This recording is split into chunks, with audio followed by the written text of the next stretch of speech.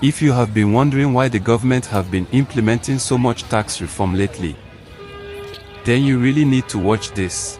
The UN has been sending Western tax collectors to Africa to force the continent to pay their foreign debts, and this organization is called Tax Inspectors Without Borders. And if you think this isn't real, here is their website. They are implementing sales tax, minimum tax rates, taking African businesses to court for tax evasion, and they are bragging about the billions they collect from the continent. What the UN does is they send forensic tax auditors from the West to African nations to close loopholes, audit businesses, and implement tax laws that extract as much money as possible from the local population in order to pay back IMF and World Bank loans.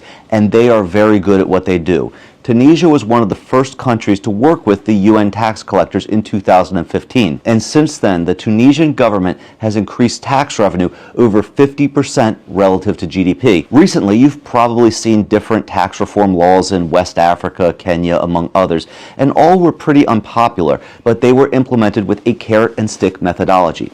If the African leaders don't work with the Western tax collectors, they face sanctions. But if they play nice with the tax collectors, they get more loans from the IMF.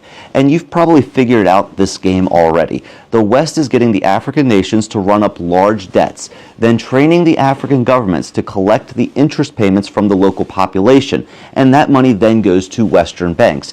And in many African countries, over 70% of the government revenue goes towards debt servicing. So it's essentially a much more efficient form of colonialism. But I want to know what you guys think. Have you seen unpopular tax reforms in your country? Have they increased your cost of living, or have they had a positive impact?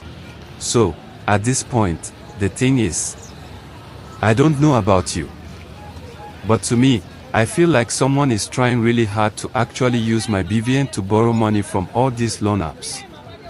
And in return, they want me to actually pay for it. Don't mention it, it's just what it seems.